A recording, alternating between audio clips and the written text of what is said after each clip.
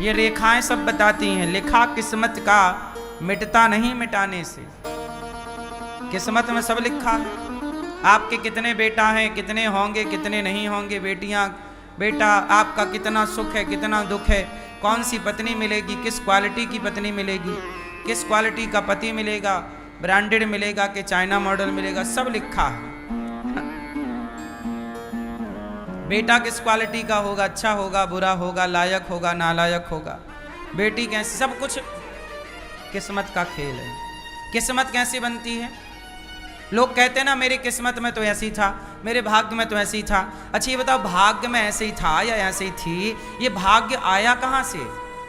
आपसे सवाल कर रहा हूं, बताओ। क्यों मैया, ये भाग्य कहाँ से आता है? लोग कहते हैं हमारे भाग्य में तो ऐसे ही था, तो ये भाग्य आया कहाँ से? आप बताओ। है कहाँ? पड़ोसन की वजह से? किसकी वजह से आया ये भाग्य? है? हाँ, हमारी किस्मत, हमारा भाग्य कैसे निर्माण होता है? भाग्य का निर्माण कैसे होता है? लोग कहते हैं किस्मत में होगा तो मिलेगा, भाग्य में। ये भाग्य, ये किस्मत, एक्चुअली भाग्य किस्मत दोनों एक ही बात है, ठीक है? ये पर्यायवाची है। तो भाग्य किस्मत जो कहते हैं ना हमारे भाग्य, ये भाग्य कैसे बनता है? तो सुनो, हमारे भाग्य का निर्माण होता है हमारे कर्मों से। हमारे भाग्य का निर्माण कहाँ से होता है? हमारे कर्मों से। जैसे मैं एग्जाम देने गया तो मैंने सारे प्रश्नों के उत्तर लिखे, मैंने अच्छा पढ़ा था तो मैंने अच्छा लिखा, तो जब मैंने अच्छा कर्म किया तो मेरे भाग्य में अच्छे नंबर आएंगे। और मैंने अच्छा पढ़ाई नहीं की तो अच्छा लिखा नहीं, अच्छे लिखे नहीं, अच्छा कर्म नहीं किया तो मेरे भाग्य में कम नंबर आएंगे। तो मेरे नंबर उतने ही आएंगे जितने नंबरों का मैंने कर्म किया होगा। तो कर्म किया था तब तो नंबर आए। मैं पढ़ता ही नहीं, मैं एग्जाम देता ही नहीं, तो मेरे 90 नंबर आते, 100 नंबर आते, 50 नंबर आते? बोलो। किसी के नंबर ज्यादा आए, किसी के नंबर कम। कहां से आए? आपने जैसा कर्म किया था, जैसी पढ़ाई की थी, जैसा नॉलेज पाया था, जैसा कर्म किया, वैसे नंबर आपके मिल। नंबर मीन्स भाग्य। आपने अच्छा कर्म किया तो आपका भाग्य अच्छा है, आपने बुरा कर्म किया, भाग्य बुरा है। आपने किसी को मारा, किसी को सताया, किसी को रुलाया, किसी को तंग किया, तो आपके भाग्य में वही तंग, वही परेशानी आपके भाग्य में आ जाएगी। बोलो हाँ। जो आपने दिया है वही ना वापस आएगा। इसलिए मैं आम लगाऊंगा तो फसल आम की आएगी, कांटे लगाऊंगा, बबूल लगाऊंगा तो फसल बबूल की, कांटों की आएगी। पेड़ बोए बबूल का तो आम कहां से आएगा? तो हमारे कर्म से ही हमारे भाग्य का निर्माण होता है। और जितना अच्छा कर्म होता है उतना अच्छा भाग्य होता है। हमने अच्छा कर्म किया होगा कभी तो हमारे भाग्य में 307 वृद्ध माताएं भगवान ने दे रखी हैं, माताओं का आशीर्वाद है। हमने कर्म किया होगा अच्छा कभी, जिसके कारण भगवान ने वृंदावन धाम में बिठा रखा है। अच्छे कर्म ना करते तो कैसे भगवान ये सेवा का अवसर देते? तो अच्छे कर्म आपने किए थे तो आज मिला। अब आज जो करोगे वो आने वाले भविष्य में मिलेगा। जो कल किया वो आज पाया, जो आज करेंगे वो।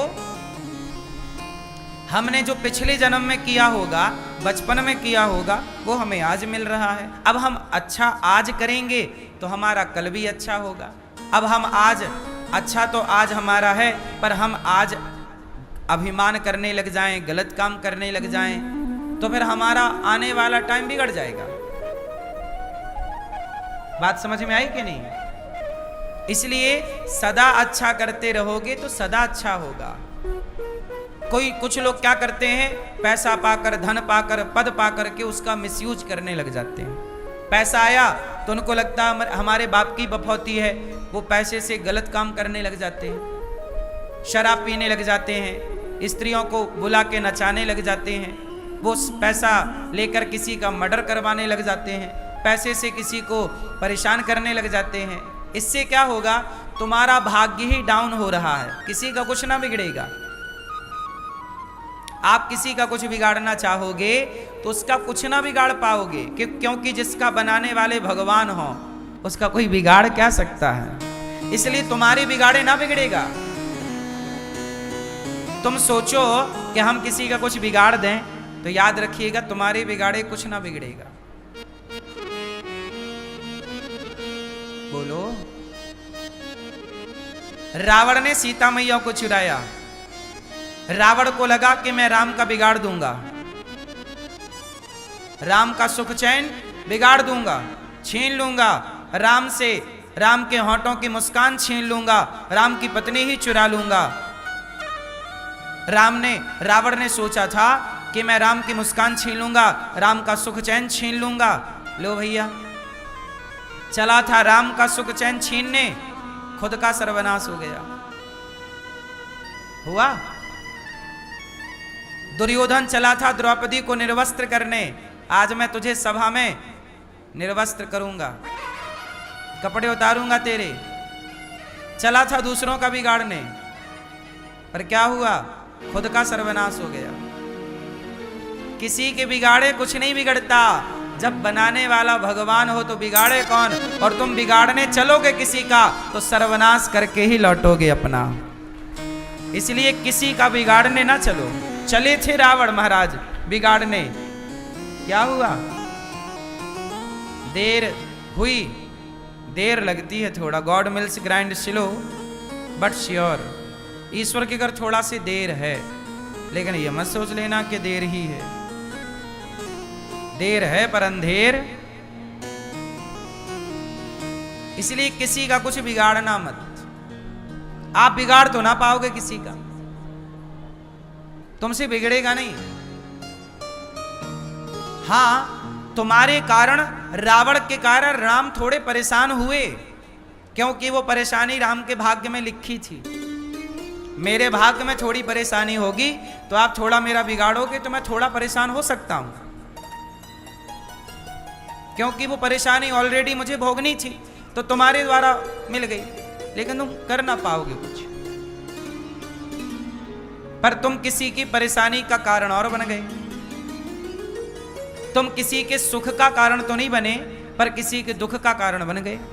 और जब आप किसी के दुख का कारण बनते हैं तो फिर आप भी रोने के लिए तैयार रहिएगा।